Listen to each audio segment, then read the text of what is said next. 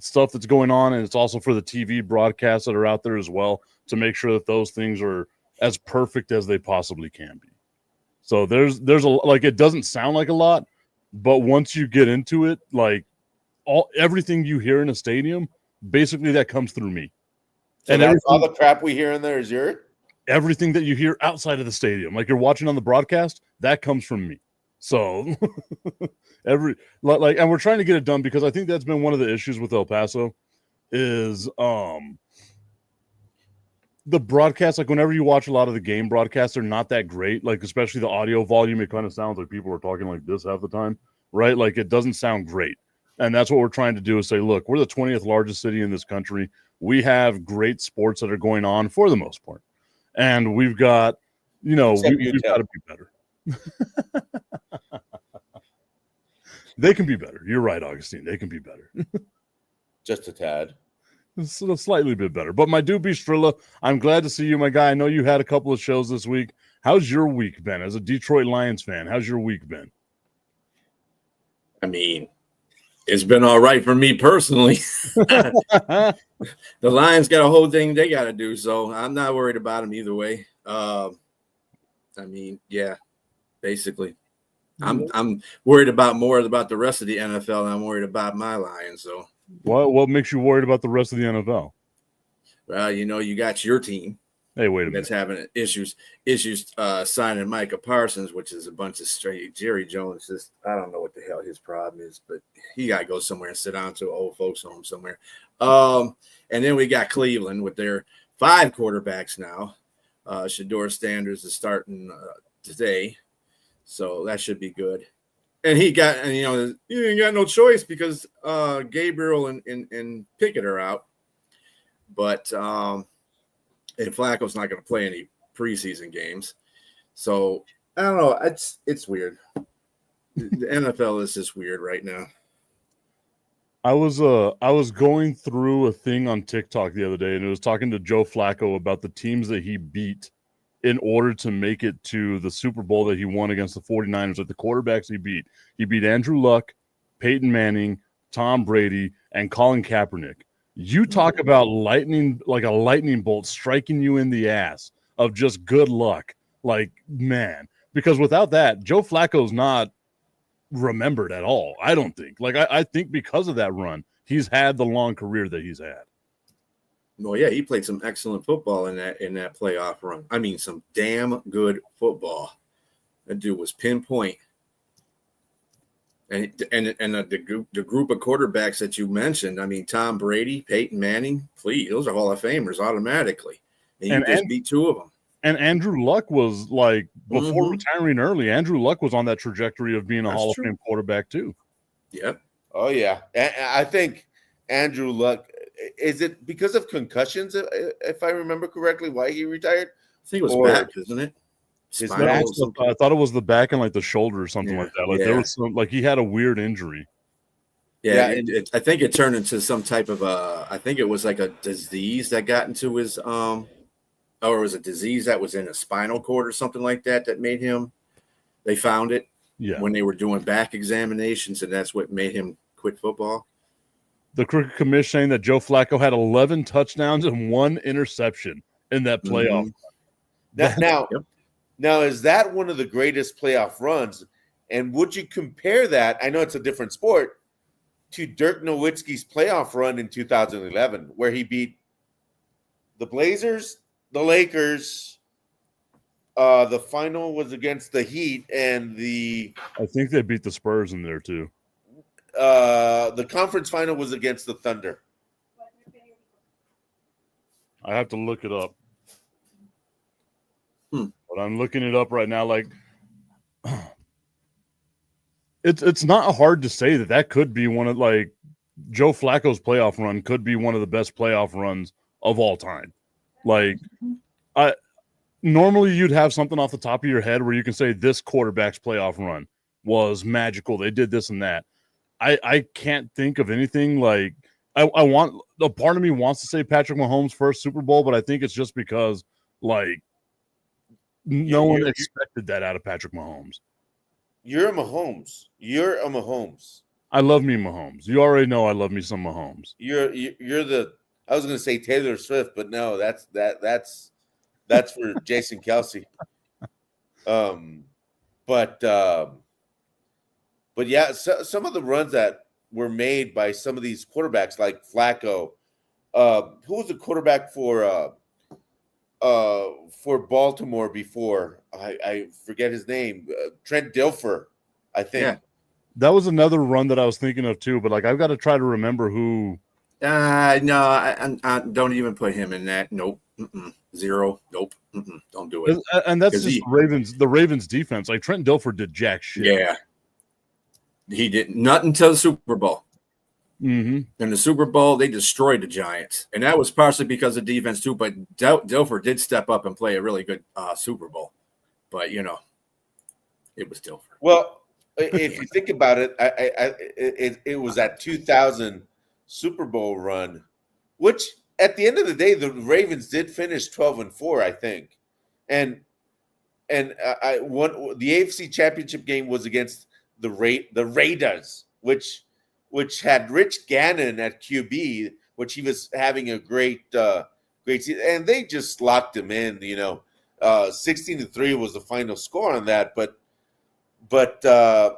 Dilfer's, and I remember that because I was just watching the TV. It was like an 85-yard touchdown pass to Shannon Sharp, which is still, I think, that one play is still the longest play in AFC Championship history. So, I mean, you say, Trent Dilfer, but he had a run there that was maybe it was just a year run or two, but still, he beat some good teams. Yes, he did. He did have a great defense, granted, but we're always claiming on this very show that it's a team sport, that you might have the best defense ever, but if you don't have an offense which can score sometimes, they will not be able to do anything anyway. So I think instead of taking away the credit from Trent, we should give it to him.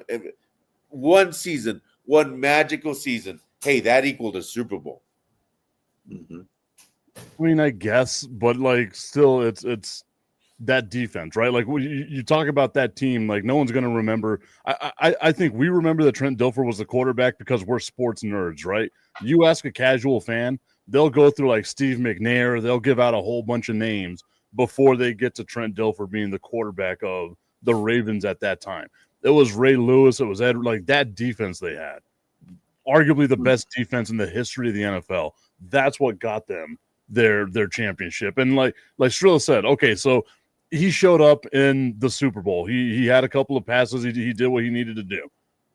That defense is what held it down, man. I want to say, didn't they shut out the Raiders? Or no, it was 16-3. Oh, they got 3 points? They got a whole field goal. A whole field goal. A whole field goal. But for example, I just pulled it up, but in the AFC divisional round, they beat the Titans 24-10. And the Titans had the best record at 13-3, and the league's top defense by yards allowed. So, and then in the Super Bowl, they just had Kerry Collins' number. Kerry Collins couldn't run, couldn't pass, couldn't do anything.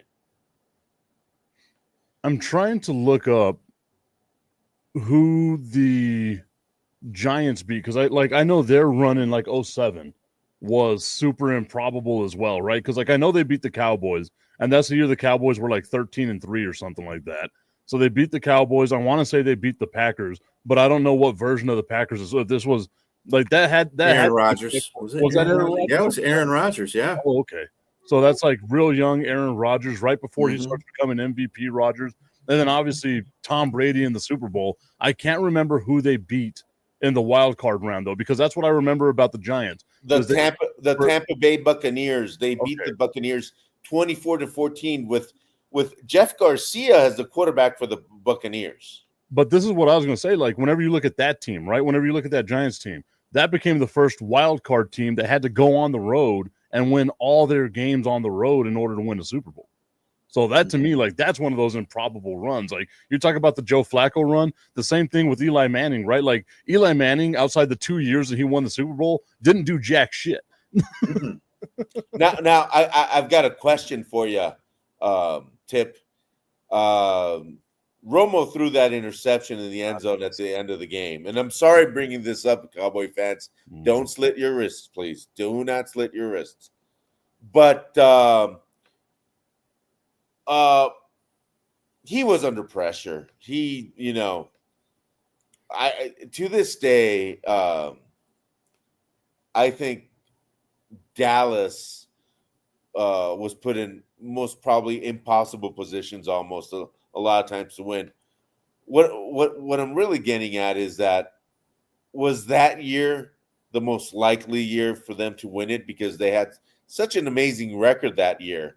I think they were 12-4, something like that, and they were the number one seed. I do remember that because I still think the best season for the Dallas Cowboys to have like had the potential to win the Super Bowl is 2014. The Dez Bryant catch thing, like that really ruined it for him, because that was the one year that it felt like the Cowboys put it all together. Because if you look at Romo's career, they never had like a stout running game until they had DeMarco Murray come in. They never had like I mean, you can make that. They had Julius Jones. They had Marion Barber. No, I'm just like, you remember that was the infamous playoff run where Dez caught it, blah blah blah. But it's also the infamous playoff run where they picked up a flag that was an obvious pass for interference against the Lions. So they should have lost that game.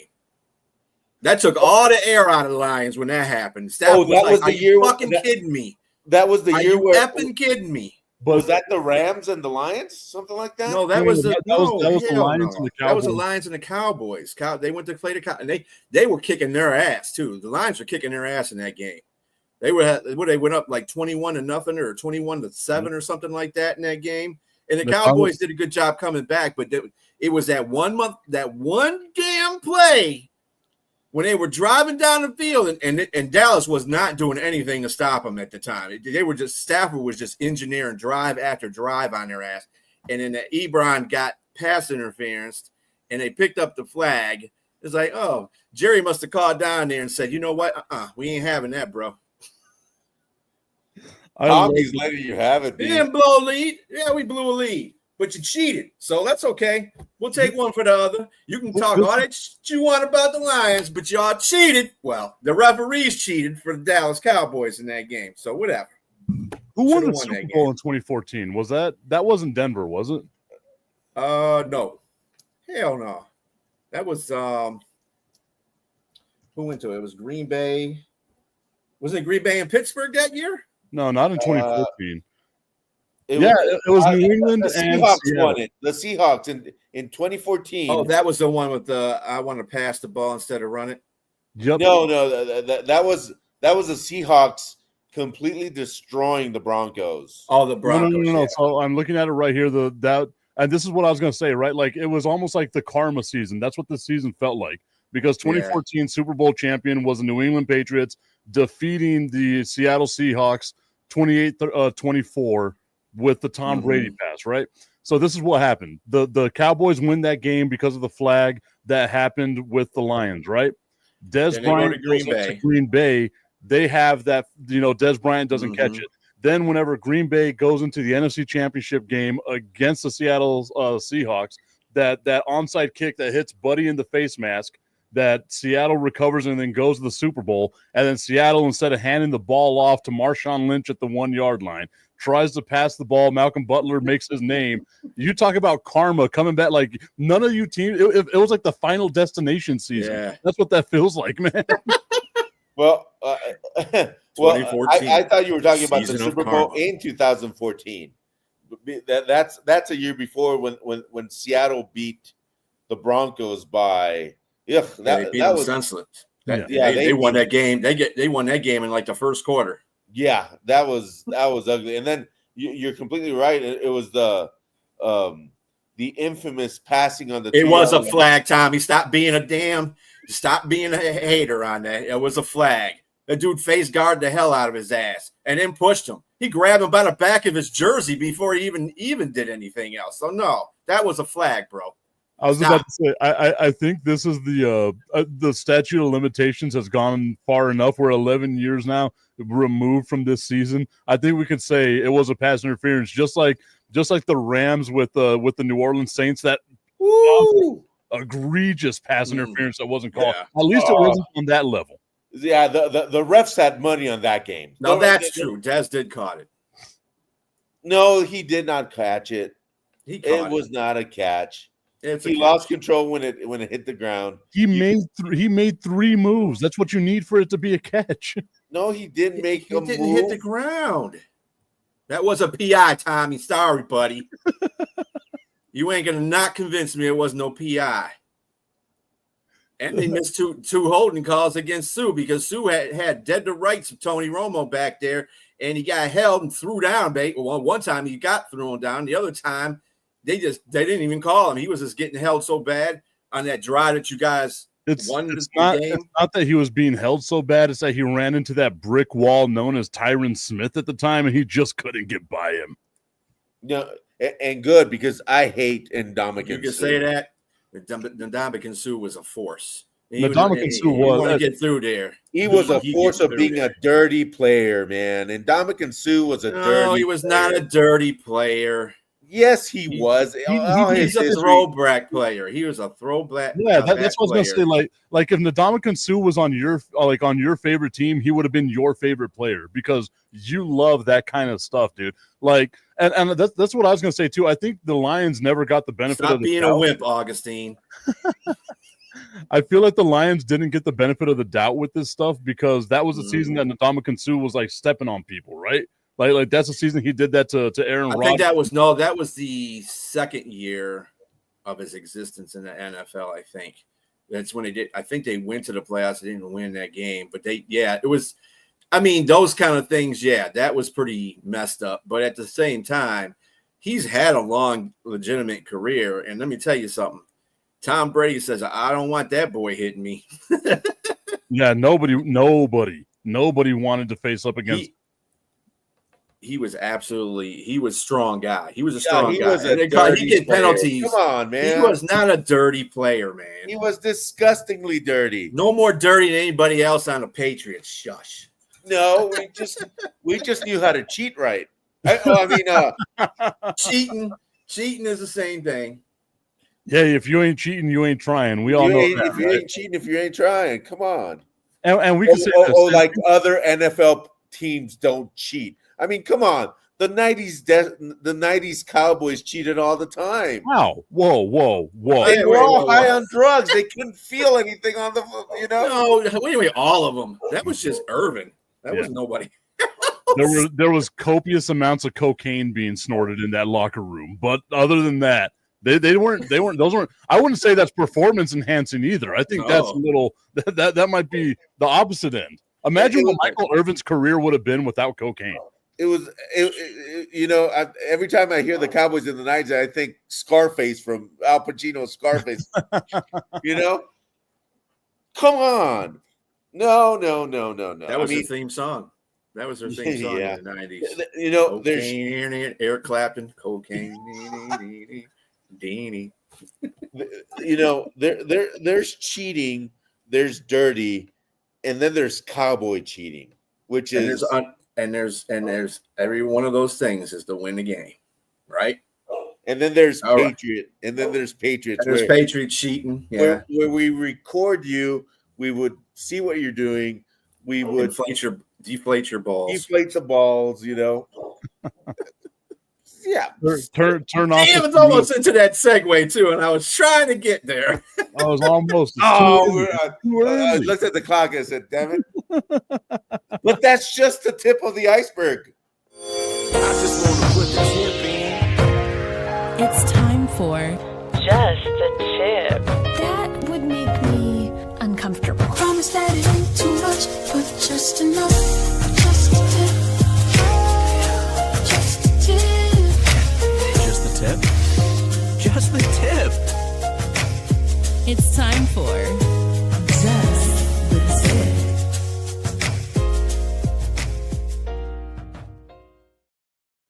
Just the Tip is brought to you by our friends over at www.myhappynuts.com. Guys, on Wednesday, the El Paso Chihuahuas had a day game. It was 105 degrees outside, and there was one person. Everyone else is in the shade. There was one person, you can tell he's a season ticket holder. This is my seat. God damn it, I'm going to stay in this seat no matter what. And he was baking in that 105-degree temperature with the sun just hitting him down the entire time, and he was fresh and clean. You want to know why? Because he was using www.myhappynuts.com. He had the whole body deodorant. He had the My Comfort cream, so he could stay out there in the sun, baking like a steak on a grill, just there to watch a baseball game. Why? Because www.myhappynuts.com is the only way for you to get through the hottest days of summer. It's August. Summer's almost coming to an end, but it's still swampy everywhere that you are because you're a disgusting fat fuck just like I am. Go out there and get yourself. Hey, stop talking about me like that. myhappynuts.com. That's all three of us, brother. No sticky nuts. We don't want sticky nuts. No, not at all. You don't want to be doing the stanky leg. You got to be able to just walk perfectly. You got no that. wonder Agustine loves the Patriots. He's deflating balls too. That's what she said. She said that to you? That's a weird thing for her to say to you. I know. Very mean of her. Well, Damn her. But I mean, going back at the genesis of this whole conversation, I think, everybody at that level can all of a sudden turn on for 5 games, 6 games, and if you turn on like that during the playoffs, more credit to you. And if you only win one championship, be it Trent Dilfer, be it other quarterbacks, be it Joe Namath, that were, I have no idea why Joe Namath is in the Hall of Fame. It's just, you got your Super Bowl. Nobody can take that away from you. And that Trent Dilfer, those games, he made some really good throws, and everybody was surprised, and everybody was this and that, but nobody can take Trent Dilfer saying, "I'm a Super Bowl winning quarterback." That's it. Yeah, I mean, I guess that's one way of looking at it, right? Like, no one's going to be like, "Oh, you're whatever." Like you've got a ring. That's awesome. You got your ring. Congratulations, right? But that's also being like, okay, well, I'm the backup punter for the Dallas Cowboys, and I won 3 rings as well. You know what I mean? Like or John Sally. Yeah, there you go. I want to collect rings. Yeah. God, who else was on that Bulls team? Robert Parrish was on one of those like 1996 Bulls teams, going out there just adding rings to his legacy, right? Like, come on, man. Like, you just because you're there doesn't mean you were there. Like, and I get it. You're right. Like any team can get hot. Any player can get hot, right? Like Jeremy Lin did in whatever year Linsanity happened, and then somehow made a 10-year NBA career with that, just because he had one awesome week. You know what I mean? I'm looking at it right now. I want to see who was inducted with Joe Namath, because it had to have been a very weak class for the Hall of Fame for a dude who has more interceptions than touchdowns to be inducted into the Hall of Fame. Well, what year was that? Like 1985. Let me see. 5. I mean, that was the year that the Chicago Bears won the Super Bowl, right? Yeah, and they completely clobbered my Patriots. Patriots, yeah. Oh, okay. You know what? I take it back. This was apparently a great year for Hall of Famers. Who was that? Yeah, I'm seeing those names and I'm going, holy, no, Pete Rozelle, Roger Staubach, O.J. Simpson, and I don't know who Frank Gatsky is. Frank Gatsky had to be an offensive line. That's an offensive lineman name. Like 1950s offensive lineman. He was 5'10", 185 pounds. But hey, he was us. I remember doing a thing like play for the Cleveland Browns. He was a center. There you go. A center in the 40s and 50s dynasty. That's an offensive for Cleveland. Yeah. I remember doing this, like doing the research on this to try to see, how how people have gotten bigger over time. And the undefeated Miami Dolphins offensive line was an average. Actually, he's got. I'm sorry. Frank Gunnar Gatsky was traded to the Detroit Lions in '57. The last time they won a championship. Oh, He was on the Browns, so he won 8 championships. Then he got traded to the Lions to win his 9th championship. Wait, the Lions won a championship? They've won 4 of them. Stop being funny. What alternate universe is this? This is not an alternate universe. It's called real life.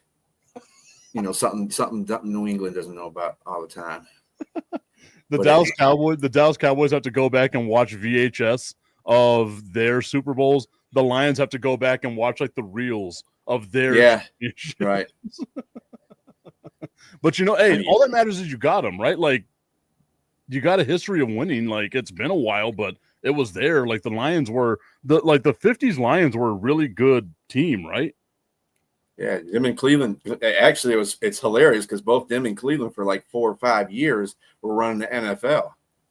So I mean, they were trading off championships. One team would win one, and then the Lions would win one. But they usually always used to meet in the championships. How many teams in the NFL were around there? Think about no. There's probably like 8 or 10 at that time. 34. It was like about 10. Yeah, about 10 or 12. It should somewhere be about around there. That's I love that. Like I always talk shit about everyone's team and stuff, but I always have a soft spot for like the Lions, for the Browns, because I want to see their fan base be happy, like genuinely happy. The only fan base that I want to see die sad are like the Washington Commanders. Like you could die as sad as physically possible. I do not. Or everybody in the NFC East. Yeah, like it might have something to do with that. But like I want to see other teams that have had like these long sustained periods of not getting the success that I feel every team should get every now and then. I want to see them win a championship, man. Like your Lions, I want to see them win a championship. The Browns, I want to see them get there. Like I feel like every fan base should at least experience what it's like to be at the highest pinnacle. You know what I mean? So what about Buffalo? So let me give you a scenario. It may never happen, but I'll give you a scenario. If Buffalo and Detroit were to be in a Super Bowl, who would you cheer for? Because I like Buffalo too. Buffalo. I would cheer for Detroit because Buffalo's been to multiple Super Bowls, right? Like this will be Detroit's first ever Super Bowl. I would be cheering for them.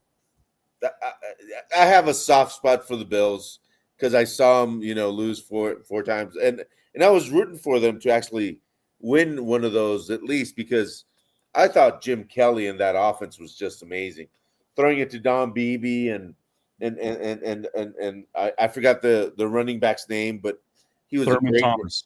Yeah, Thurman Thomas, yeah, and I thought that was a great team. I thought that first Super Bowl, that should have won. Poor Scott Norwood. I think it was Scott Norwood that missed it. He's remembered for just missing it, where he had a stellar career. But yeah, if it was the Lions and the Bills, I would honestly root for the Bills. I just, when you go at something the 4 AFC, years in a row, AFC East love, that's what that is. When you go 4 years in a row, and out of the 4, 3 of them you get slapped silly, that's really bad. And I got to. Did they go to it like 4 straight years? Was it 4 straight years they went to the Super Bowl? So they got beat by Dallas twice? Yeah, they got beat by Dallas twice, Washington, and then New York. Yeah. New York was first. Washington was second, then the 2 straight to Dallas. For Dallas, yeah. And that first one to Dallas, I think it was like 52, 53 to 17, right? Like they beat the brakes off of them. Yeah. Uh-huh. So I think they nearly did that the second time too. Yeah. Mm-hmm. So Tip, I got a question for you. Yeah. So did you like when Boston came from 3 games down, to beat your beloved New York Yankees? In the middle of it, I absolutely hated it. But like again, once you remove like the fandom of it and you see them break an 84-year curse, like that was cool, right? Like I know I made the jokes back in 2015 at the Cubs' expense of like I want them to die sad too. But like, it's awesome seeing the same thing with like the White Sox. I think the Tigers too. Didn't the Tigers go a long time without winning a championship? And they won. They like, had one. They won in the one I remember. Well, I can't say I remember because I wasn't even born. But 68 is when they won a World Series. Then it was 84, and then they got in the World Series in 2000. I want to say 6. 2006. Yeah, that was like Verlander's first year, right? Yeah, 2006. Yeah, that was a stacked team too. You look, and actually, if you look, because they went again, I think 12 or 13, might have been 14. I'm not sure. One of those years, they had Verlander, Scherzer, and who was the other guy that they had that was a really good pitcher? And they had that. They had a good reliever. They had Miguel Cabrera. They had a whole bunch of good players on that team, and to not win a World Series with that lineup, that was for that particular team. Then I was like, man, who the hell? You're talking about 2012 when they lost it to the Giants, right? I think, yeah, they got swept by the Giants, I think. Yep. And real quick on that 1984 Giants team, they beat the Padres, and they had one heck of they had Kirk Gibson in their ranks. I mean, and everybody remembers Kirk Gibson from his one homer, but everybody forgets that Kirk Gibson had a stellar career. Also, the Tigers started that 84 season with a 35-5 record, and they really never looked back on it. So. So, I mean, that season, it was one of those great seasons in MLB. But MLB is one of those sports that you can be great one year, and then the following year you can just drop off the wagon and be completely the other way. And that's the beauty about baseball. And Mike knows that I'm not a baseball fan, but the unpredictability of baseball is what gives it its real thing, because you might have the Dodgers with these great players, but all of a sudden those bats might go cold, and that's the fun of it. Having solid teams. I mean, you gotta look at it though. I mean, it's not always unpredictable. I mean, you do have the Yankees. The Yankees have strung along a lot of great seasons. And they've had a lot of great consistent players, and you can almost pencil them in any season as a World Series contender. I mean, even this season, even if they're not playing that good, they still have a shot to make the playoffs. And when you have a shot to make the playoffs, anything can happen in the playoffs. So, and I think that's the thing, right? Like, I think every sport has a level of unpredictability to it. I think in baseball, though, there's so much history there that whenever you could say you're the first team that did anything in the history of baseball, or the first player, or the first anything, you're doing something amazing, right? Like, you've got to have done something, because we're talking about a league that goes all the way back to 1869, right? Like we're talking about almost 200 years now of Major League Baseball. But I'm just not one of those, like, I know I should hate, right? Like that, because that's what fans do. Like, you're super fanatical about your team. But like, even in 2017, whenever I was working at ESPN and the Eagles win the Super Bowl, I wanted to see my friends that were Eagles fans happy, man. Like, I remember being in that. You didn't. Don't lie like this to us. No, I 100% did. Like, I remember being in the control room because we were going to do the post game stuff for the Super Bowl. And I'm surrounded by my Pat Costello, who I do Bob, Jim, and Pat Get Drunk on the Internet. He's in there. Mike Iornaga's in there. And then my guy Cliff was in there as well. All three of them, Philadelphia Eagles fans. And you see as that clock is ticking down, they're just watching the TV, big eyes, like trying to fight back tears because they're getting to watch their team win the Super Bowl for the first time. Now, after that, I don't give a fuck if your team ever wins again, right? But you got to see that one. That's an amazing thing to witness, man. Like, it's awesome to see fans of teams who haven't won, who have had long periods of time. Like, it's awesome to see them win. Tommy, tell us how you really feel, Tom. I love that from Tommy, though.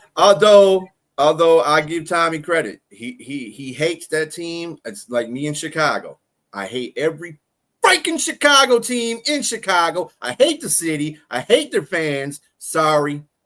I'm never going to be one of those sports celebrities on ESPN analyst is going to be like, because they're going to like, man, you hate this city too damn much. You can't be on this. I mean, I do give positive feedback, but I don't care. I hope they never win. Any of them teams ever win any more championships, to tell you the truth. The only team I have affinity for is the Cubs. That's it. Everybody else in Chicago. Well, even with that, my ass. But like again, now that the Cubs have won their championship, I hope they go another 116 years without winning a championship. Like, come on now, like get it out of the way, do that, but then like let's go back and make history all over. Like, I'd be happy if the Red Sox had 84 years of not winning a championship and my Yankees get another 27 championships. I'd be really happy with that. But I would like outside of the moment, like again, there's something about seeing a fan base win the first championship or the first championship in an extended period of time that is awesome to see, man. Like it really is. And like as a Cowboys fan, I feel like we're starting to get to that level, right? Like it's been 30 years. 30 years of just the chatter in the background. Your team is constantly letting everyone down, blah, blah, blah. Eventually, one day they might win a championship. I'm not saying it might be in my lifetime. It might be in my kids' lifetime. But it would be awesome for my kids to see their team win a championship for the first time. So the only reason I know that the Cubs didn't win for a long time, because I'm not a Cub fan or anything, is because of that movie Rookie of the Year. That's when I got to investigate. Hey, that's what the Cubs need. They need a 12-year-old to get an accident and pitch at 155 miles per hour for them to even have a sniff at a World Series. I was thinking about this yesterday, or I guess the day before yesterday, where I remember like you had a flame-throwing pitcher in like the 90s and early 2000s. If this dude was hitting like 96, 97, there was a dude for the Oklahoma City Comets who was throwing 101 miles an hour with zero effort at all. And then a good AAA baseball player throwing 101 miles an hour. Then he like dialed it back a little bit and went down to 97 miles an hour, as though, that's not a hard thing to do. And I'm just sitting here thinking to myself, like, man, every single team in Major League Baseball now has multiple dudes that can hit over 100 miles an hour. It feels insane to say that, man, because you saw one like Randy Johnson hitting 99 on that fastball was like, oh my God, Randy Johnson's a flamethrower. Then you bring in a Aroldis Chapman throwing 106. Yeah, I mean, 106. I mean, oh my goodness. And like I said, to make baseball more exciting, they should have aluminum bats. Dude, I think 106 on that aluminum bat would just break that bat in half. Well, with a regular baseball, yeah, you throw a rubber ball at it, it might be a different story.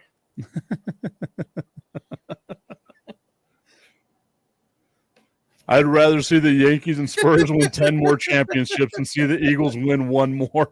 Well, I got news for Tommy. Tommy, the Eagles are going to repeat. Simple. The Eagles are going to repeat. I'm going to save this for later on in the year. We'll see how well that ages. The Eagles are going to repeat. And Tommy, I'm with you. I'd rather see the Yankees and Spurs win 10 more championships too. At least the Spurs, not so much the Yankees. Well, the Spurs aren't going to win them in the next 5 years until Wemby What are you talking about? They need support. Wemby needs support. He's got no support. Clearly hasn't been paying attention to what the Spurs have been doing. What did they do? Please fill me in. Their draft, their free agents this year, the Spurs are doing really, really well, man. Like, I don't think they're winning a championship this year, but to say that you don't think they'll do it in 5 years, like the window for the Spurs is just now opening, my guy. Mm-hmm. Mm-hmm. But it's looking like this still, That's much better than a lot of teams. Right. There's some teams out there that got boards on their windows. Better than the Lakers. And that's why I say, like, I don't think the Spurs are going to win a championship this year, but they'll make the playoffs. They'll make some noise. You cannot teach 7'5". We all like he's got to be 7'7". Like he hit a growth spurt. Like it's crazy looking at that guy, but like you can't teach that, and you cannot teach the skill that he has. Like the ability to dribble the ball, shoot, post up, do all that stuff. Victor Wembanyama puts on like another 15 pounds of muscle, he's going to be unstoppable. Mm-hmm. They got a good team built in there. So. Yeah, and I mean, you have back-to-back Rookie of the Years. You're probably going to have another guy that's going to be in the conversation for Rookie of the Year, and Dylan Harper. Like they've done really well, man. They're building this team back up. They're going to be, again, the window's opening, and as long as Wemby can be Wemby and like stay healthy, they'll be okay. And even without him, I still think they're like a borderline playoff team. Mm-hmm. Well, Victor Wembanyama is going to be the star of stars for the next. And Tip, correct me if I'm wrong. There's something going on with his heart or something like that, right? Which they completely eliminated, right? He had a blood clot in his shoulder, and that has since like dissipated. So he's back. He's cleared. He's going to be able to play. It's not the same issue that like Chris Bosh had. And I know a lot of people, whenever you hear blood clots, you automatically think Chris Bosh and how that ended his career. Chris Bosh's blood clots were in his lungs. Victor Wembanyama's was in his shoulder. I know there was another player, Damian Lillard, had a blood clot in his shoulder. He was able to come back and have a pretty decent run in it as well prior to tearing his Achilles.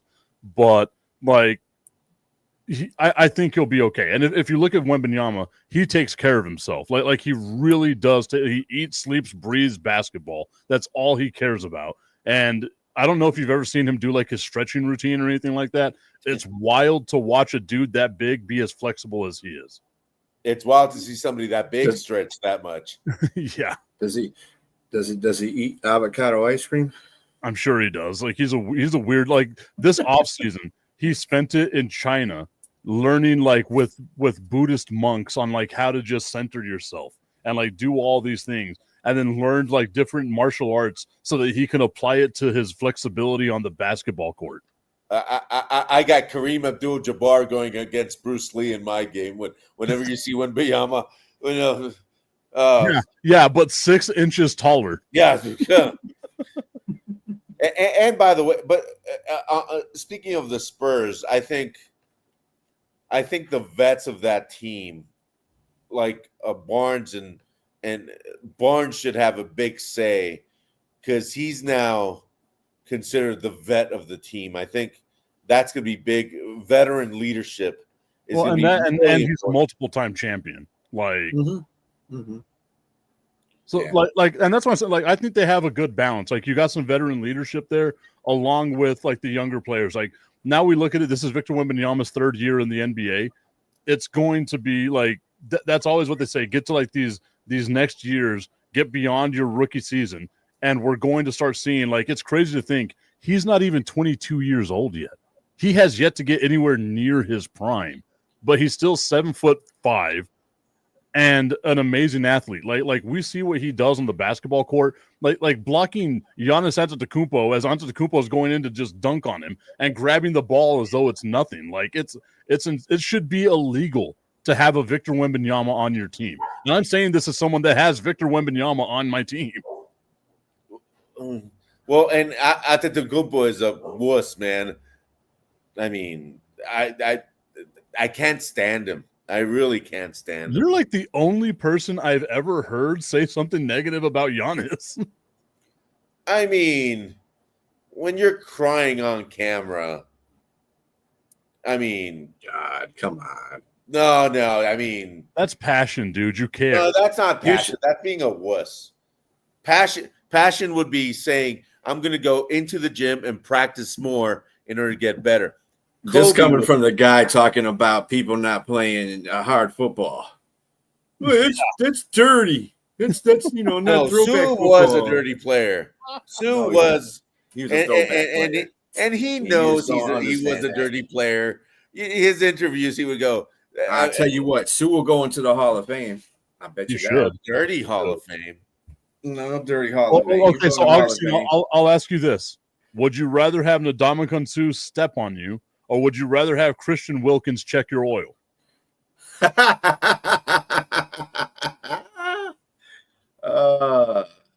Which would be more painful or embarrassing, Basically. Yeah. Or kiss you. Yeah, or kiss you on your forehead. Right. ever so lightly, Ever so lightly. Yeah. so endearing. Oh, This show is endearing now. it always is. It's an amazing time. I've missed it. Like to be honest, like this week I have missed it.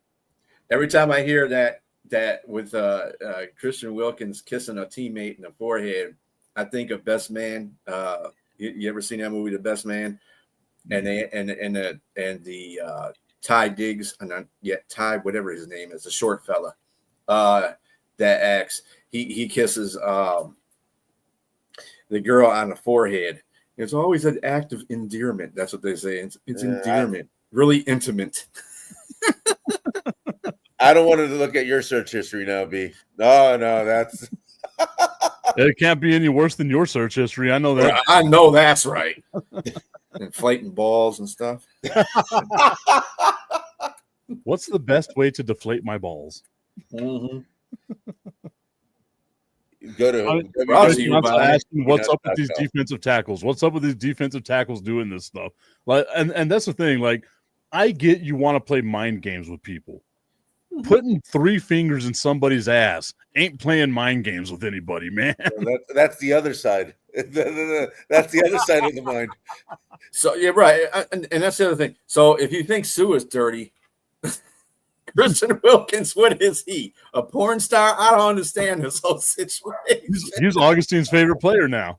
Right. Like I said, I hate to see your search history. Anyway.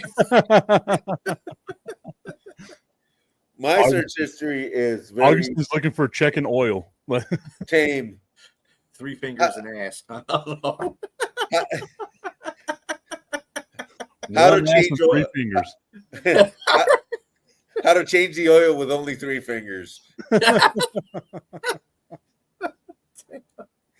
Wow, this show went right off the rails. But anyway, I mean, when doesn't it? Sounds like a cowboy it's like podcast. a butt game. Stop, you stupid. This show should be replace your Sunday show tip. Just so you know. Yeah, a dipstick check. Yep, that's what it is. I've never heard of a dipstick check. So I have a really bad joke. Should I say it, Tim? I mean, I've already said the F word on this show. So. All right. How do you know you're at a gay barbecue? Oh God. You've already said this joke on the show before. I did. Oh, I'm sorry. Yes. It's a great joke, and B probably didn't hear it. No. Hot dogs. You might as well say it.